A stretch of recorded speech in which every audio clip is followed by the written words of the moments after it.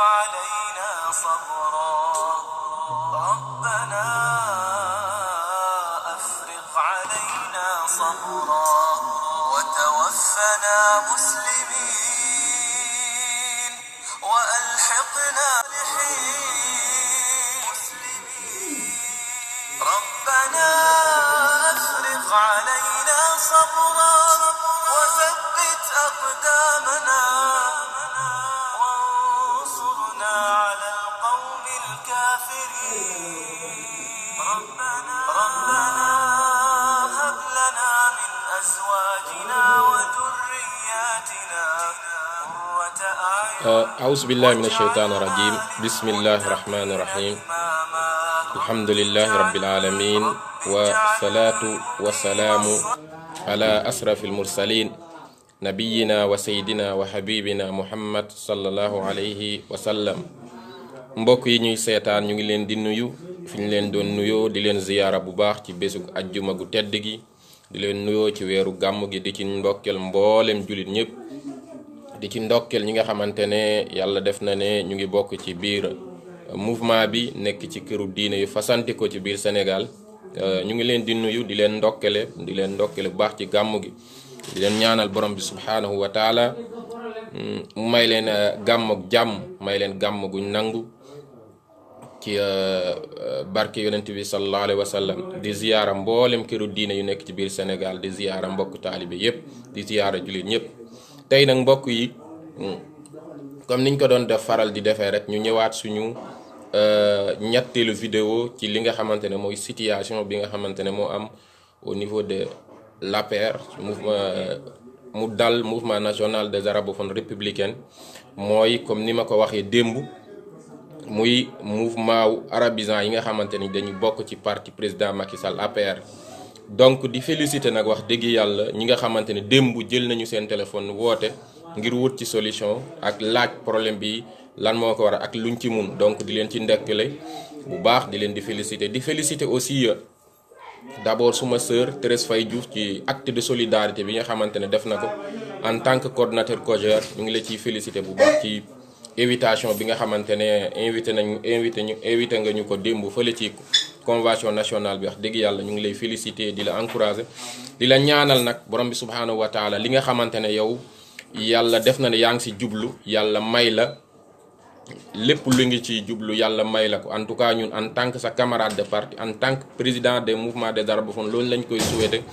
di ko souhaiter aussi famille di ñaan aussi borom bi subhanahu wa taala ñu nit mu yombalal ñu wax dëgg yàlla président décanté suñu situation donc décanté suñu situation ci li mu gën a gaaw jàpp naa ne loolu mooy ndamu parti bi jàpp naa ne aussi loolu mooy ndamu président jàpp naa ne aussi loolu mooy li nga xamante ne mooy defaral président en tout cas Thérèse Faye Diouf ñu ngi la ci ndokkeel bu baax a baax di la ci féliciter ci acte bi nga def wax dëgg yàlla yeneen coordonnateur yëpp bu ñu defoon noonu acte de solidarité bi jàpp naa ne tey li dal mouvement national des arabophones mënoon nañoo ñàkk dal beneen bi tey dama bëgg waxtaan ak gars yi rek di wax ne jox leen situation bi fi nga xamante ne foofu la toll d'abord balaa loolu di féliciter ñi nga xamante ne ñëpp di ay arabisants jël nañu seen temps di ñu déglu di déglu vidéo yi di ko lire di ko partager parce que tey vidéo bi dem na bi ay 600 et quelques vues ak 113 115 ñoo xam ne partagé nañ ko seen morom donc loolu mu nekk lu am solo tey ñu ci bëree bëri nekk ay arabisants ñu ngi leen di ndokkeel ci loolu di leen di féliciter di leen wax ne combat arabisant la rek ay arabisant lañ rek ñun ay seen mbokk lañ ñun ñenn ñi suñuy nijaay lañ ñenn ñi suñuy papa lañ donc li ñuy xeex intérêt ñëpp la du suma intérêt man kese du intérêt keneen intérêt arabisant yëpp la parce que ku taxaw ne arabisant yi nañ leen jox cër bi nga xamante ne moom la ñu moom jàpp naa ne arabisant bu ko dégg da cee war a jàpp en tout cas ñun suñu objectif lu mu néew ñu mobiliser 200 wala 150 arabisants yoo xam ne ñii moom leer nañ ne ñoo bokk objectif lépp bi ñu démarré ba léegi ci lañ nekk ci la ñuy dox. beneen bi di wax ne démb am na ay autorités yoo xam ne jot nañu dem gis leen informer leen situation bi fi mu toll dem seeti leen waxtaan ak ñoom bëgguma citer seen tur wax leen li fi ne expliquer leen li ma expliquer démb ne mouvement national des arabophones de l'APR ci biir parti bi la bokk mu ngi ci règlement intérieur parti bi ci statut parti bi la bokk parti bi da ko reconnaître comme ni mu reconnaître COJER reconnaître ko CCR reconnaître ko femmes yi reconnaître ko mouvement élèves des étudiants donc mu nekk benn mouvement boo xam ne du affilié maanaam nekku ne mouvement boo xam ne dafa ñëw jàppale parti bi comme yeneen mouvement yi ci am mouvement yu bëri yaa ngi leen di dégg mouvement yoo xamante ne dañoo allié ci parti bi comme ça mouvement des handicaps mouvement des éleveurs républicains mouvement des mécaniciens mouvement des artistes saar yooyu yëpp mouvement yoo xamante ne ñoom bokkuñu ci 8 structure parti bi ñun nag yàlla doo dogal bi ñuy sos parti bi ñun ci lañ bokk loolu laa wax te man toujours du ma jóg di ci wax yeneen yi nga xamante ne dañ ñëw yëpp après lañ ñëw mën nañu nag ne ñu mouvement bi yéen yàggu leen a yëngu donc loolu nu ku mu neex mën na ko wax te beneen bi wax na ne ñun wax dëgg yàlla suñu benn handicapé bu mag bi ñu gën a am ñun amuñu benn responsable boo xam ne dañu bootu sa gannaaw ñun ay militant président Macky Sall lañ Macky Sall mooy suñu leader Macky Sall mooy suñu responsable peut-être loolu bokk na ci li nga xamante ne moo ñu xaw a tardel tuuti moo ñu xaw a sonal mais loolu amul solo tey dama bëggoon a wax ne rek joxe information ne li am yàlla dimbale na ñëpp xam nañu li am président si boppam yëg na ko yëg na ne ñu ngi organiser congrès bi te booluñ ci arabisants yi moom ci boppam gars yi jot lañ ko information bi jot na ko léegi nag ñu ngi toog di déglu moom ban décision la ciy jël soit dafa ñu ciy boole wala dafa ñuy recevoir wala moom lu mu ci wax rek ñun baax na d'accord nañ ci beneen bi di wax ne fii ñaari kuréel amu fi ñetti kuréel amu fi amul xiiroo amul ŋaayoo comme li am ci réseau des enseignants ñun benn lañ lañu amul benn mais nag ku nekk am nga say objectif ku nekk am nga say ambition di jàppale président di manifester ci côté bi nga nekk mais bu intérêt général taxawee ñun ñëpp benn lañ loolu laa bëgg mu leer pour que ñi dem ci président naa leen gars yi jubawuñu alors que loolu amul ñun amuñ benn problème. beneen bi mu bëgg wax gannaaw président jot na ci wax dëgg yàlla ci loolu rek lañ ci yéene woon fexe ba mu jot si li nga xamante ne moo nar a am nekkul lu baax ci parti bi nekkul lu koy defaral nekkul luy defar image su parti bi. parce que ay nit nag boo leen jiitee dañ la nawloo rek di la jàppale mais bu demee nag ba ñu gis ne ñoom seen bopp lépp lu ñuy def boolewuñ leen ci am nañu sañ-sañ ne taxaw ne li ñu ñuy def kat bugguñu ko dafa war a arrêté ñun loolu rek la ñuy wax di ko ci félicité nag moom it wax dëgg yàlla nekk nit koo xamante ne yàlla may na ko injustice waxu si dara moom ci ay discours am yëpp lépp loo xamante ne du yoon da koy xeex jàpp naa ne gannaaw yëg na ci situation bi dana ci indi solution ni mu gën a gaawee. beneen bi ma bugg a wax ñu ngi ci consultation au niveau national fépp fu bureau nekk ci 45 départements ñu ngi consulté wu waxtaan seen biir xool naka la ñuy def ci li nga xamante ne moo am ban taxawaay lañ ci war a taxaw joxe information yi ci militants yëpp waxtaan ak ñoom. beneen bi ci tes bi nga xamante ne incha allah ci la ñuy jublu mooy plan d'action bi nga xamante ne defaroon nañ ko ngir mouvement bi donc. boobu incha allah dañ koy tegandi à côté jublu ci defar benn plan d'action boo xam ne ñëpp dañ ciy joxe seen xalaat lan moo war a nekk suñu taxawaay ci biir parti bi ak lan moo ci war a nekk suñu rôle incha allah loolu nag jàpp naa ne aussi ñu ngi ci consultation yooyu waxtaan ci. 4e point bi nga xamante ne incha allah fii ak 1er décembre danañ ci ñëw danañ ko wax danañ ko def mooy suñu décision nag suñ ko waxee waxul naka ne dañuy génn parti bi déedéet waxuñu ko aussi dàquñu ko mais aussi waxuñu dañ koy génn waxuñu aussi dañuy rester ci parti maanaam bu ñu organiser congrès bi mun boolewuñ ci ñun arabisants yi bu boobaa nag jot na nag ñu jël suñu décision wax ne léegi mouvement bi est-ce que amati na sens muy continuer nekk mouvement des arabophones wala est-ce que dañuy bàyyi ku nekk nga xool fu la neex nga dem nga militer ji libérer les militants ku nekk xool wala ban décision lañ ci def parce que donc aussi li fi am mooy lenn ñun arabisants yëpp dañoo takku doon benn bopp di waxandoo di diisandoo man wax naa ko man kese amuma solo man kese amul benn amuma benn amuma solo ni ma cité noonu amul solo Ibrahima Sall maa ngi lay nuyu bu baax di la ziyaar ba man kese amul solo li am solo mooy ñun maanaam mouvement national des arabophones de l'APR mouvement national de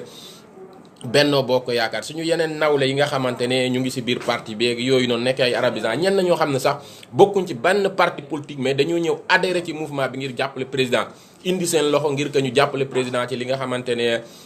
moom moo am ci parti bi donc loolu Dieynaba Diakha bi maa ngi lay nuyu di la ziyaara bu baax di la féliciter yow it ci topp bi nga xamante ne yaa ngi ñu koy topp donc loolu laa bëggoon a wax ne ñu ngi ci suñu troisième vidéo bi gis nañu ne wax dëgg yàlla nit ñi Soya Diagne mon ami mon frère kii aussi Soya ñu ngi lay nuyu di la féliciter wax dëgg yàlla ku sonn ci parti bi la ku daj lu nekk ngir parti bi avancé ku tey mën nañ ne moteuru parti bi yow ci nga bokk yow Soya ku nekk xam na liggéey bu am solo bi ngay def ci côté la coordonnatrice Thérèse Faye gis nañ loolu message yeeg taxawaay beeg xam militant yi wax dëgg yàlla ku ci sonn démb ak barke démb surtout yow ku tey waroon nañ de bu doon am na ay ndomb tànk yu ñu parti bi di tàkkal jàpp naa ne ñi ñu war a tàkkal ndomb tànk yow Soya Ndiaye ci nga war a bokk sa liggéey sa taxawaay en tout cas ñu ngi lay féliciter ci topp bi nga ñu topp sànq maa ngi koy wax Thérèse Faye Diouf suñu camarade suñu collègue ñu ngi koy féliciter ci invitation bi nga xamante ne defal nañ ko démb mais surtout rek xamal ko ne aussi ñun dañu yor structure comme ni mu yore structure di doxal mais nag ñu ko féliciter di ko ñaanal yàlla gannaaw moom yàlla dimbale na ko bi am na bés yàlla def bés bi mu réussite lépp lu mu ci wuti yàlla may ko donc ak coalition Benno Bokk Yaakaar bi donc démb jël naa fa parole expliqué naa aussi li ma gëm ñi fa nekkoon ñëpp déglu nañ ko te ci ñu ca ñëppoon ñëpp ñu ci bëri dañoo jóg tàccu mooy lan ñun ci lañ bokk nañ ñu ci boole président ni muy recevoir COJER recevoir ko femmes yi na ko recevoir mouvement national des arabophones donc loolu moo nekkoon discours bu démb fale ci permanence su AFP beneen bi ma wax sànq mooy information lañ doon joxe lii mooy troisième vidéo boo xam ne def nañu ko pour informer nit ñi ñu xam situation bi am ci biir mouvement des arabophones président yëg na ko ñeneen autorités yëg nañ ko am na yeneen autorités yi ñu rencontré yoo xamante ne jàpp naa ne bu dee defaral président rek la ñu wax engagement yi ñu fa jël danañ ko respecté danañ ci waxtaan ak président pour président jël ci décision beneen bi mooy ñu ngi consulté au niveau national les 45 départements yëpp les coordonnateurs départementaux ku nekk sa base yaa ngi waxtaan ak moom di xool ñun lan moo war a nekk suñu taxawaay am na yeneen tey arabisants yoo xam ne jot naa leen téléphone woo nañu ma di féliciter di encourager di wax ne wax dëgg yàlla li ngeen di wax ni combat bu noble la ñooñu ñu ngi leen di sant di leen gërëm beneen bi mooy ci li mu gën a gaaw ñu ngi liggéey ci benn plan d'action boo xamante ne moom la ñu war a dérouler incha allah loolu nag mu ngi basé wu ci situation bi am fan lay mujj donc kenn xamagul ñetteel bi mooy décision bi nga xamante ne incha allah décision finale bi ñu war a jël fii ak le 1er décembre en tout cas lii moom danañ ci jël décision moom peut-être ñoo xam dañuy libérer les gens ku nekk xool parti bu la neex nga dem nga militer ji wala ñu mouvement bi dañ koy bàyyi ko président moom gannaaw noonu la ko bëggee bàyyi ko foofu mu tëdd ci parti bi dekk tur rek ñu bàyyi ko noonu wala moom ban décision la ci jël en tout cas loolu décision ñun danañ jël décision di ko ci déglu loolu laa bëggoon a tey waxtaan ak suma mbokki internet yi suma gars yi may topp ci àdduna bi di leen jéggalu nag di wax ne wax yombul mais ñun wax naa ko kenn mënut a taxaw ne bokkuñ ci parti bi loolu mënut a ne président xam na bu baax li may wax ñi doon ànd ak président xam nañu bu baax li may wax man bu doon topp nit rek président xam na Yaya Sow bu baax ñun ay rakkam lañu munoon honorable député Yaya Sow munoon nañ dem topp ci gannaawam loolu président xam na ko bu baax président xam na ko Yaya Arouna Dia xam na ko Yaya Daouda Dia xam na ko Yaya donc ñooñu ñëpp ku nekk xam na ne ñun fi ñu jaar ak président ñeneen ñi nga xamante ne jàppaluñ président moom du wax loolu. kuy wax ne ñun aussi bëgguñ président du wax loolu kuy ne aussi amuñu taxawaay bu ñu taxaw ci parti président du xam loolu wax naa ko nag li ma wax man wàññiwuma ci virgule yokkuma ci virgule am na lu ñu xam ci parti bi am na lu ñu xam sëñ bi parti mënoo cee nekk mu tabax sa loxo nga nekk ci fekkee di dox di wax ba mu toll si fii amul loo si xam donc ñu bëree tey ñu ngi fii di wax yàlla xam na ne xamuñ ci parti bi dara donc loolu nag yow boo ci bokkee ci mbir nga gis ne li nga bokk nii am na kat lu ko nar a tilimal da nga war a taxaw njëkk ne lii kat bëgguma mu am parce que ñun li ñuy def yëpp waxuñu suñu bopp président Macky Sall la ñuy defaral président Macky Sall la ñuy xàllal yoon tey benn arabisant bu jël cartam dem votel président Macky Sall intérêt président la ñun faluwuñu moom mooy falu moom la ñuy jàppale mu falu jàppale nañ ko mu falu buggaat nañu jóg di ko jàppale pour mu faluwaat bu buggaatoon aussi dañuy jóg di ko jàppale mais nag ci biir jàppale boobu dafa am yoon yoo xam ne fa nga war a jaar ñun ci yoon yooyu lañ jaar waxuñu kenn nañ jox poste waxuñu loolu waxuñu kenn nañ na yëkkati xaalis jox ñu waxuñu loolu ñun dañu wax nañ ñu considérer bu dee si parti bi la mouvement des arabophones bokk yaxëy bu ñu joxee ma Samba nañ jox ma Demba bu ñu joxee Faatu nañ jox Xadi ñun loolu la ñu wax tey munoo yor parti nga bind si say règlement intérieur say statut mouvement des femmes mouvement des jeunes la CCR mouvement des élèves étudiants réseau des enseignants mouvement des arabisants comité entreprise mu nekk ay textes yu leer yoo xam ne képp ku weddi li may wax dellul ci statut ak règlement intérieur APR nga xool bu dee mouvement arabisant yi nekkul ci biir texte yi suba may naa ku nekk ki may ñi may topp ngeen dem ngeen vérifier ko bu dee li may wax amul suba bi ngeen mag yi ngeen bind ku neex doo dégg kenn ku ko démentir ni naan oustaz li mu wax amul wala kii li mu wax amul dafa am moo tax ñu ñeme ko kaas bu doon amul ñun dara jaraluñ ci àdduna wax loo xamante ne du dul dëgg mais nag dëgg nag dañ koy wax dëgg moom dëgg la rek kulil xaq walaw kaana murran dëgg moom fu mu la fekk dëgg la te président Macky Sall aussi dëgg la bëgg moo tax fu ñu nekk ñun wax dëgg yàlla dëgg ñu fi bàyyi bu ñu gisee nag parti bi fi mu jëm baaxul mu ngi jëm ci loo xamante ne baaxul di jàppale ñii di bàyyi ñii te ñëpp nekk say njaboot dañuy taxaw wax ne lii kat ñun ànduñu ci ñun position boobu lañ jël alhamdulilah nag gannaaw wax nañu ko ba président jot na ci li ñun information yi ñu am ne président jot na ci yëg na ne li am donc ñu ngi toog di ko jéglu ñi ko wax nag bu dee aussi dañuy wax donc ngir calmer nii rek donc ñun moom danañ continuer di wax danañ continuer di mener action ba 1er décembre premier plan bi moo nekkoon wax ba président ne yëg ne lii am na donc wax nañ ba président ne am xam na ne tey mouvement bi situation yi lay dund beneen bi nga xamante ne moo ci tegu mooy beneen bi nga xamante ne moo ci tegu mooy consultation au niveau national yàlla dimbale nañu ñu ngi def gaa yaa ngi consulté wu ci département yi ci arrondissement yi ñëpp ñi nga xamante ne ñoo bokk ci mouvement bi wala doon soppe yi mouvement bi wala doon jàppale président ngir mouvement bi ñu ngi consulté wu. ñetteel bi mooy plan d'action bi nga xamante ne ñu ngi ciy liggéey ngir incha allah bu dee solution am na bi nga xamante ne moom la ñu war a jébbal président ñetteel bi mooy bu ci solution amul bu président waxut ak ñun fii ba mois de décembre décision bi nga xamante ne les 45 départements yëpp danañ ko jël décision bi nag du sama décision man kese du décision benn département comme ni ñu amee coordination ci département yëpp ku nekk da nga wax sa xalaat def sa rapport ñu boole ko ni décision finale bi lii la donc loolu moom bu boobaa peut-être dañuy bàyyee président mouvement bi mu nekk tur rek tëdd ci biir parti bi foofu kenn du ko animé wala dañuy libéré gars yi nga xamante ne arabisant lañ gisoon ne président ubbil na benn buntu ngir arabisant yi ñu am ci yaakaar ñëw adhéré ci parti bi ñu continuer adhéré ci wala ku nekk ñu libéré nga xool parti boo neex wala fu la neex nga dem nga bokk ji ñun ñu reste dekk benn simple militant wu président Macky Sall parce que ñun président la ñu gëmuñu leneen beneen bi man waxuma ne président jàppalewul arabisant yi déedéet waxuma loolu parce que tey ku fi def bac bii université arabo-islamique bi ñuy waaj a tabax ubbi ENA modernisation yi nga xam mu ngi koy def ci kër diine yi kenn waxul ne kooku jàppalewul arabisant yi dañoo wax ne ñun suñu nekkin ci biir APR rafetluwuñ ko ni muy doxee maanaam duñ ñu consulter ci dara donc lépp fi ñuy jëlee décision yu mag yi bokkuñu ci donc lépp li nga xamante ne dañu ci ay joxe seen xalaat di ci wax di organiser congrès bokkuñ ci ñun loolu la ñuy wax Abdou Lahad Fall borom Diourbel moo camarade maa ngi lay nuyu di la ziyaara bu baax Tafa Géejawaay maa ngi lay nuyu di nuyu mboolem ñi nga xamante ne ñu ngi topp ñun loolu la ñu wax dañu wax ne ni parti bi di doxee nañ ci bokk bu dee ñun bokkuñu ci ñu xam ne bokkuñu ci mais nag chaque fois ma ko oustaz dafal ñaan ñu commencé nga def ñaan gars yi waxtaane xaalis bi waxtaane programme bi waxtaane organisation bi waxtaan ba mu da ñu ne oustaz tëjal nga tëj loolu moom dama ne dafa dakk ñun loolu taxul ñu militer ci parti bi dañu militer ci parti bi pour que bu ñuy joxe suñuy xalaat ñun ñu ñëw joxe suñuy xalaat bu ñuy takk baas ñu ñëw takk baas bu ñuy roñ sées ñu ñëw ñu roñ sées bu ñuy wax ñu jox ñuy wax bu ñu paree gannaaw ñoom Lahat Fall ak ñoom Sooya mënuñu ñaan ñu ne oustaz ñaanal gannaaw ñun ñoo mën a ñaan ñu ñaan man loolu laa wax donc nag di wax ne wax ji mu ngi gudd te wax dëgg yàlla tey ajjuma la moo tax ñu bëgg a def live bi rek ni incha allah ñu partager gars yi ci information am na ay autorités yu ñu jot a rencontre bëgguma tudd seen tur am na lu ñu waxtaane informé nañ leen te jàpp naa ne ñun bu ñu fa jógee solution dana ci am ñaareel bi mooy ñu ngi consulter au niveau national waxtaan ak gars yëpp donc ñu xool département yi arrondissement yi arabisants yi bokk ci mouvement bi ban taxawaay la ñu war a taxaw ban plan d'action la ñu war a doxal ñetteel bi may jeexale mooy bu ci solution amul ba fii ba 1er décembre nga xam ne mooy anniversaire u parti bi amul bés bu gën a mag 1er décembre bés bi lañ créé parti bi si bés boobu la